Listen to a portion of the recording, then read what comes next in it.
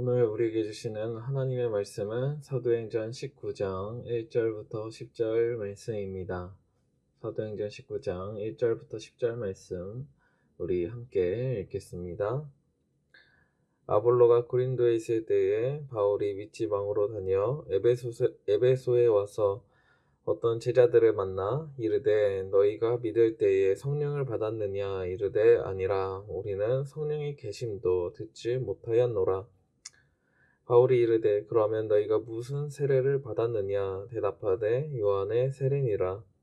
바울이 이르되 요한이 회개의 세례를 베풀며 백성에게 말하되 내 뒤에 오시는 이를 믿으라 하였으니 이는 곧 예수라 하거늘.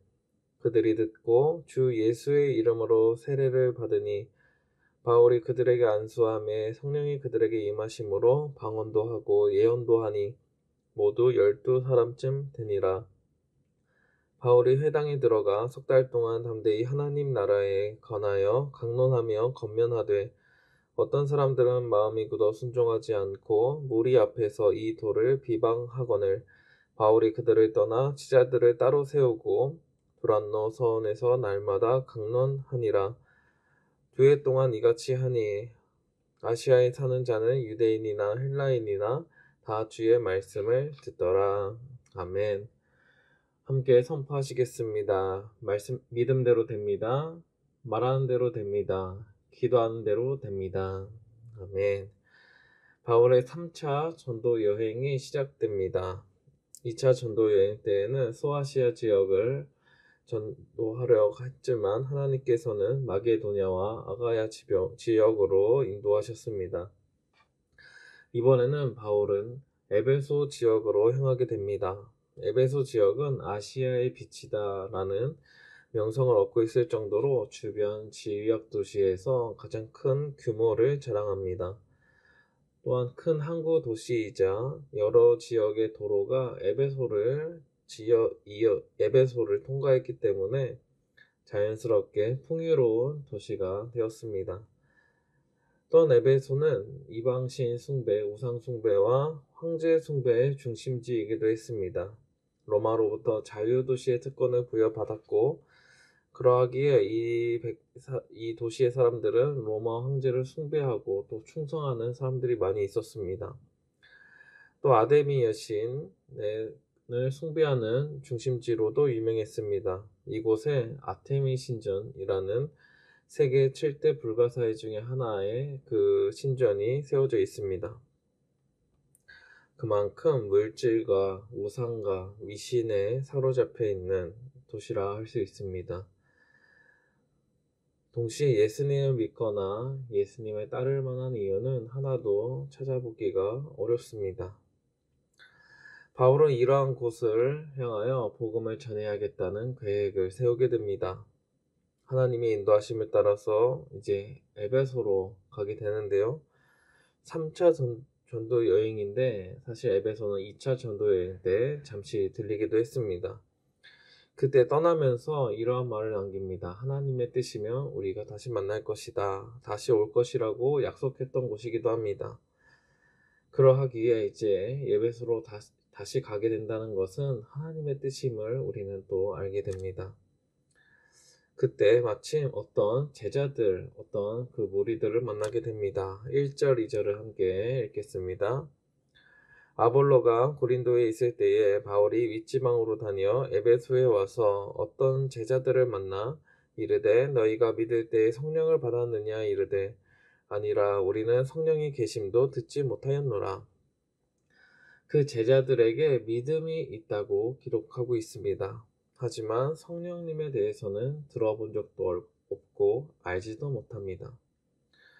예수 그리스도를 믿는다는 것은 성령님의 역사를 통해서 가능합니다. 그러니까 예수님을 주님으로 영접하면 성령의 충만함을 우리는 경험하게 됩니다. 하지만 이 제자들은 성령을 경험하지 못했습니다. 그러하기에 바울이 조금 이상하게 생각했던 것 같습니다. 왜냐하면 예수님을 우리가 믿습니다. 영접합니다. 주님으로 모십니다. 이렇게 우리가 고백하고 믿을 수 있는 이유는 성령님의 역사하심이 아니고서는 가능하지 않기 때문입니다. 성령님은 예수님의 십자가의 죽으심과 3일 만에 다시 살아나신 그 부활을 믿을 수 있는 힘을 우리들에게 가져다 주시는 분입니다. 그러하기에 성령님이 우리에게 그 은혜를 가져다 주시지 않는다면 우리는 우리 스스로의 죄로 인해서 예수님을 바라보며 믿을 수 없는 그러한 존재들입니다. 우리의 힘으로는 예수님을 믿는 것이 불가능하다는 이야기입니다. 그러하기에 성령님께서 그 믿음을 우리들에게 가져다 주셔야만, 우리 안에 심겨 주셔야만 우리는 그 죄에서 벗어나 예수님을 바라보며 십자가와 부활을 믿음으로 살아가게 되는 것입니다. 그래서 바울은 무언가 이상한 점을 느끼고 이제 계속 물어보기 시작합니다. 3절과 4절을 함께 읽겠습니다. 바울이 이르되 그러면 너희가 무슨 세례를 받았느냐? 대답하되 요한의 세례니라. 바울이 이르되 요한이 회개의 세례를 베풀며 백성에게 말하되 내 뒤에 오시는 이를 믿으라 하였으니 이는 곧 예수라 하거늘. 바울이 세례에 대해서 이제 물어보기 시작합니다. 혹시 세례를 받았냐 했더니 요한의 세례를 받았다고 합니다. 여기서 요한은 예수님의 제자 요한이 아니라 세례 요한이었음을 우리는 알게 됩니다. 결국 그 제자들은 세례 요한의 제자였던 것입니다. 아마 예수님에 대해서는 잘 몰랐던 것 같습니다. 그러자 바울은 세례 요한이 자주 외쳤던 말을 이야기해 줍니다. 세례 요한 뒤에 오시는 이가 메시아고 그를 믿어야 한다는 말입니다. 그러하기에 아마도 그 제자들도 이 세례 요한의 말을 듣고 메시아가 곧 오실 것을 믿고 있었고 그것을 기다리고 있었던 것입니다. 이 제자들은 아마도 세례 요한에게 세례를 받은 후에 이스라엘을 떠난 것 같습니다. 그리고 타국에 살면서 메시아가 이 땅에 오실 것이다 라는 믿음을 가지고 살아간 것입니다. 그러하기에 이 사람들에게는 믿음이 있었습니다. 다만 예수님에 대한 믿음이 아닌 메시아가 올 것에 대한 세례 요한의 뒤에 오실 그 메시아에 대한 그런 믿음이 있었던 것입니다. 바울은 이러한 것을 알게 되자 바로 그 메시아가 예수님이다 라는 사실을 알려줍니다. 구약에서 이미 예언하시고 그 예언을 이루신 우리를 죄에서 건져주시고 우리에게 새로운 생명을 주신 그 메시아 구원자가 바로 예수님이라는 사실을 전한 것입니다. 그러자 그 제자들의 반응이 나타납니다. 5절부터 7절을 함께 읽겠습니다. 그들이 듣고 주 예수의 이름으로 세례를 받으니 바울이 그들에게 안수하매 성령이 그들에게 임하심으로 방언도 하고 예언도 하니 모두 12사람쯤 되니라. 그 제자들은 그 메시아가 예수님임을 믿게 되고 그리고 예수 그리스도의 이름으로 세례를 받게 됩니다. 세례를 받는다는 것은 무엇입니까? 죄로에서 깨끗하게 씻음을 받았다는 것과 예수님과 그리스도와의 연합이 시작되었다는 것을 의미합니다. 즉, 나는 죄에 대해서 죽었고 이제 내 인생은 예수님으로 살아간다는 의미가 담겨 있습니다. 그리고 바울이 안수하자 어떠한 일이 일어납니까? 그 제자들에게 성령님이 임하셨습니다. 이러한 모습은 우리가 잘 알고 있는 모습이 연상됩니다. 생각이 나기 시작합니다. 그건 무엇입니까? 마치 예수님께서 세례 요한에게 세례를 받으실 때 비둘기 같은 성령이 임하셨던 것이 우리는 잘 알고 있었던 사건입니다. 또 오순절 성령 강림하셨을 때에도 제자들이 보여주었던 성령이 충만하자 보여주었던 그 방언을 하고 예언을 했던 이런 모습들이 지금 오늘 제자들에게도 나타나고 있습니다. 즉 성령님의 역사는 과거 예수님이 사역하실 때 그리고 오순절 그때만 역사하셨던 것이 아니라 지금 바울을 통해서도 계속 진행 중이라는 사실이 드러나고 있습니다. 바울과 제자들이 지금 만나게 된 결정적인 이유가 무엇입니까? 하나님의 뜻이었습니다. 하나님의 인도하심에 따라서 바울은 다시 에베소로 올 수 있었고, 그때 마침 세례 요한의 제자들을 만날 수 있었던 것입니다. 그리고 그 제자들은 지금까지 온전히 알지 못했던 그 메시아가 누구인지, 그 그리스도가 예수님이라는 사실을 알게 되고 믿게 된 것입니다. 성령의 충만함을 받고 성령님의 그 권능을 맛보게 됩니다. 이 모든 것이 하나님의 섭리였음을 우리는 알 수 있습니다. 복음이 필요한 사람, 예수 그리스도의 은혜가 필요한 사람에게는 하나님이 그 복음을 반드시 들려주시는구나, 복음 사역자를 반드시 만나게 하시는구나 라는 사실입니다. 아마 이 제자들이 날마다 어떤 것을 놓고 기도했겠습니까? 그 메시아가 오실 것을 기대하며 그 메시아를 만날 것을 기대하며 기도로 준비했을 것입니다. 세례 요한을 통해 들었던 그 희미한 복음이 바울을 통해서 확실한 복음으로 듣게 된 것입니다. 그 제자들의 수가 몇 명이라고 기록하고 있습니까? 12명이라고 말합니다. 사도행전은 누가라는 사람이 기록했습니다. 이 숫자를 기록한 이유는 무엇이겠습니까? 예수님께서는 12명의 제자를 세우셨습니다. 그리고 그 제자들을 통해서 또 새로운 제자들이 또 복음이 전해지고 있다는 사실을 분명히 보여주고 있다는 것입니다.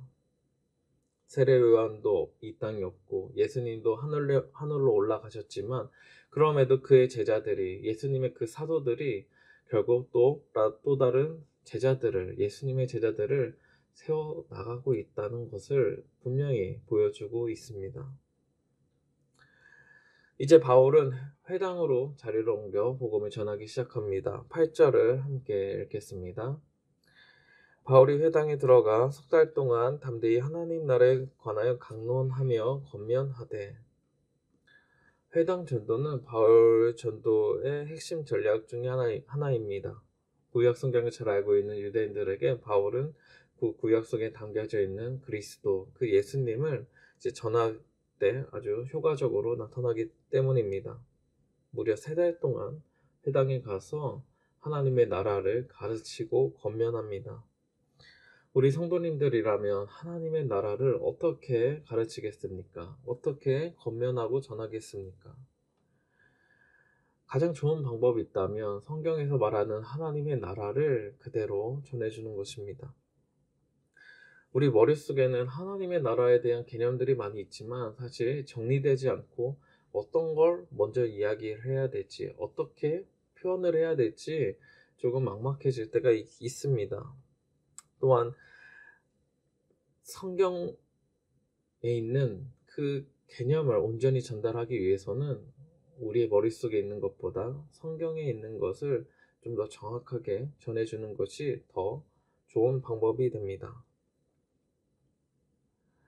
사도행전을 쓴 누가는 사실 누가복음에서 하나님 나라 또는 하나님의 나라라는 표현을 다른 복음서에 비해서 유독 많이 사용하고 있습니다.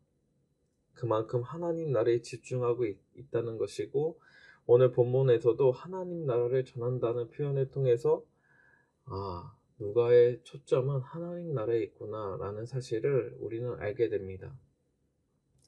그러하기에 우리는 이 하나님의 나라, 누가가 표현한 그 의미를 알기 위해서는 누가복음과 사도행전에서 이 표현들을 검색을 해보거나 이 의미들을 담고 있는 말씀들을 우리가 많이 하면 많이 할수록 우리는 하나님의 나라를 자세하고 정확하게 설명할 수 있게 되는 것입니다. 그래서 검색을 해본다거나 누가복음에서 또는 사도행전에서 나타나는 그 하나님 나라에 대한 그런 이미지들을 우리가 많이 듣고 많이 기억하고 있다면 우리 역시 하나님의 나라에 대한 그 개념이 더 풍성해지고 깊어지게 될 것입니다. 그래서 저도 한번 찾아서 보았습니다.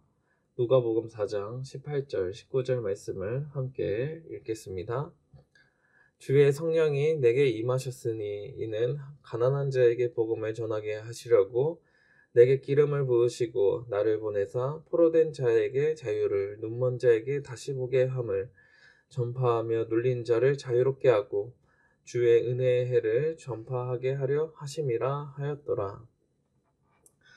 방금 이 읽은 말씀은 하나님 나라라는 단어는 나타나고 있지만 그 의미적으로 하나님의 나라가 어떠한 것인지를 너무나 잘 보여주고 있습니다.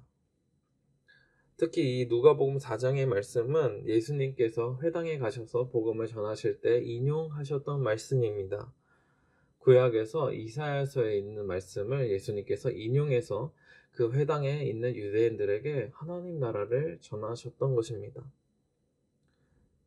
결국 이 내용이 무엇입니까? 성령이 임하게 되면 복음을 전하게 되는 자가 새롭게 변화된다는 것입니다. 그리고 그 복음은 어떠한 영향을 미치게 됩니까? 포로된 자에게 자유를 주고 눈먼 자가 다시 보게 하고 눌린 자, 그 얽매였던 자가 자유롭게 된다는 것입니다. 즉, 자유롭게 되고 우리의 연약함이 회복된다는 것을 의미합니다. 죄의 노예에서 풀려나서 죄로부터 완전히 자유한 자가 되고 또 죄로 인해서 타락하고 오염됐던 그 부분들이 회복되는 것입니다. 즉, 이러한 자유와 회복에 있는 그 나라가 하나님의 나라다. 하나님 나라에 가면 우리는 완전한 자유를 느끼고 또 완전한 회복을 맛볼 수 있게 된다. 경험하게 된다는 것입니다. 어떠한 것에 지배도 받지 않고 눌리지도 않고 또 어떠한 연약한 부분을 갖거나 부족하지 않는 그 온전한 하나님의 사람으로 그 나라에서 살아가게 될 것을 지금 전하고 계셨던 것입니다. 바울도 예수님처럼 회당에 가서 복음을 전하고 하나님의 나라를 전합니다. 우리는 보통 하나님 나라라고 생각하게 되면 어떠한 것을 이야기하게 됩니까? 우리가 이 세상을 떠나고 가는 나라. 보통 천국을 생각하게 됩니다. 이 세상의 끝은 우리의 끝이 아니라 하나님 나라에 다시 살게 된다는 것을 말합니다. 하지만 성경에서 말하는 하나님의 나라는 죽어서 가는 그런 나라의 의미뿐만 아니라 이 땅에서 살면서 누리는 그리스도인들이 하나님으로부터 받은 은혜를 가지고 살아가는 그 나라 역시 하나님의 나라라고 설명합니다. 죽어서만 행복한 삶을 누리는 것이 아니라 이 땅에서도 하나님이 주신 은혜 때문에 행복한 삶으로 살게 된다. 그 행복한 사람들이 모여서 하나님의 나라를 이루게 된다는 것이 성경의 가르침입니다. 이것이 복음이고 하나님의 나라입니다. 바울도 구약의 말씀을 가지고 지금 회당에 가서 하나님의 나라를 전하고 있습니다. 분명한 하나님의 나라를 전해주고 있지만 이 복음을 들은 자들은 크게 두 가지로 반응을 나타내고 있습니다. 9절 10절을 함께 읽겠습니다. 어떤 사람들은 마음이 굳어 순종하지 않고 무리 앞에서 이 도를 비방하거늘 바울이 그들을 떠나 제자들을 따로 세우고 두란노 서원에서 날마다 강론하니라. 2해 동안 이같이 하니 이사야에 사는 자는 유대인이나 헬라인이나 다 주의 말씀을 듣더라. 3개월 정도 하나님의 나라를 회당에서 듣게 됩니다. 적지 않은 시간입니다. 그럼에도 마음이 열리지 않고 오히려 굳었고 순종하지 않는 사람들이 있었습니다. 복음을 비방하기 시작합니다. 반면에 제자들이 된 사람들도 있었습니다. 하나님 나라에 대한 소망을 갖기 시작합니다. 복음을 가지고 복음대로 살아가게 됩니다. 바울은 이제 그 비방하는 자들을 떠납니다. 그리고 회당에서 나와서 제자들을 데리고 두란노 서원을 세웁니다. 그곳에서 매일매일 날마다 하나님의 말씀을 가르칩니다. 그로부터 2년 동안 하루도 빠짐없이 하나님의 말씀으로 제자들을 세웁니다. 2년이란 세월은 사실 적지 않은 시간입니다. 제가 만약에 바울이었다면 저는 3개월 정도 이미 하나님의 나라를 가르쳤으니 이제 다른 곳에 가서 복음을 전하는 것이 더 낫지 않나, 이런 생각을 해보기도 합니다.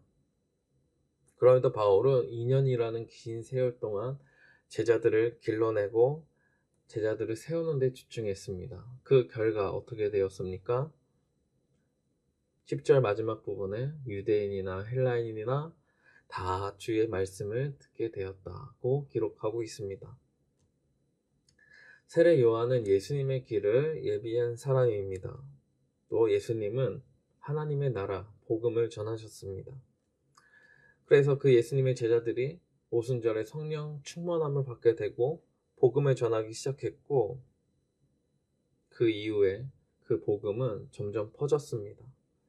또 바울도 예수님을 만나 복음 사역자로 변화되었고, 세례 요한의 제자들을 먼 곳에서, 이 에베소라는 곳에서 만나게 됩니다. 즉 세례 요한과 예수님을 통해서 시작된 이 복음의 역사가 사도들을 거쳐서 이제 새로운 제자들을 만나 키우고 세우게 된 것입니다. 혹시 세례 요한과 예수님께서 선포하셨던 그 복음의 핵심 메시지를 기억하십니까? 회개하라, 천국이 가까이 왔느니라 입니다. 이 선포는 사실 처음에 사람들이 잘 듣지 않았을 것입니다. 아주 작게 들렸을 것입니다. 아무리 큰 소리로 말한다 한들 한 사람이 전한 것이기 때문입니다. 세례 요한도 예수님도 처음에는 혼자서 이 천국 복음을 전하셨습니다. 많은 무리가, 수많은 사람들이 함께 외친 것이 아닙니다. 그래서 복음의 시작은 조금 초라한 것처럼 보여지기도 합니다. 만약에 어떤 대기업이 어떤 새로운 제품을 만들어서 소개한다고 생각해 보시기 바랍니다. 그런 시작의 모습을 보면 아주 멋집니다. 사람들의 이목을 집중시킵니다. 스크린이나 영상을 통해서 여러 가지 효과를 가미하고 그 제품이 얼마나 멋진지, 그 제품이 우리의 생활에서 얼마나 필요한지를 잘 보여줍니다. 그래서 그러한 소개하는 그런 시간이 지나면 많은 사람들은 그 제품을 보며 박수를 치고, 그 어떤 사람들은 그 회사의 주식을 사기도 합니다. 그리고 그 제품은 불티나게 팔리기도 합니다. 결국 사람들의 마음이 기업의 마케팅에 이제 빼앗겨 버린 것입니다. 그만큼 시작은 중요합니다. 시작, 그 초장을 어떻게 확 사로잡는지에 따라서 그 대기업, 그 기업들의 그 영업 실적이 결정되기도 합니다.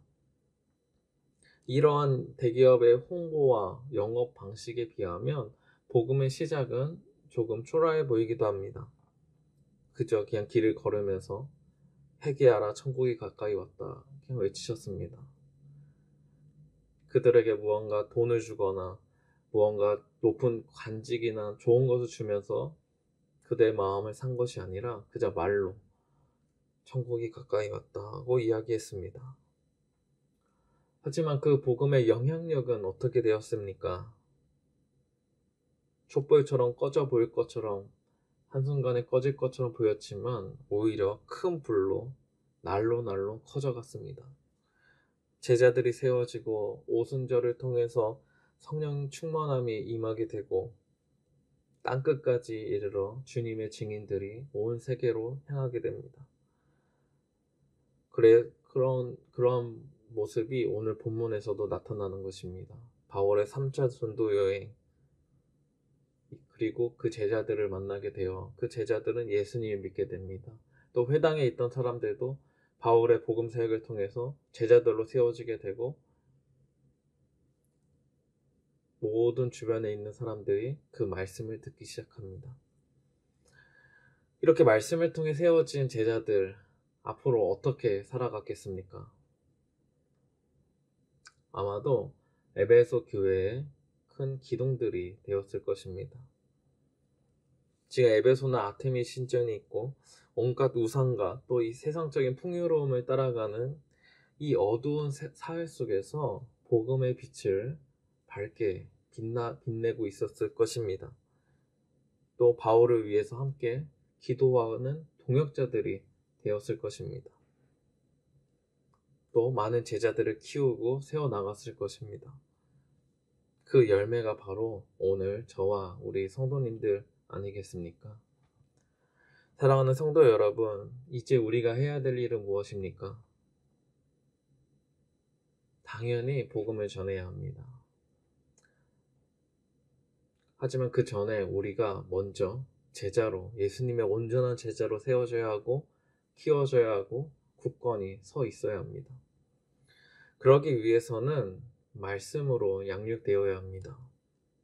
예수님의 제자는 말씀으로 성장하고 말씀으로 살아가게 됩니다. 만약 말씀이 없다면 제자로서 살아갈 수 없습니다.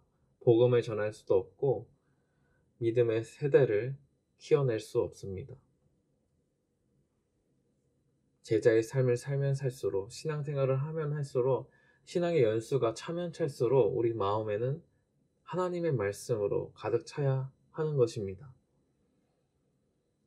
과연 우리의 마음에는 무엇으로 가득 차 있습니까?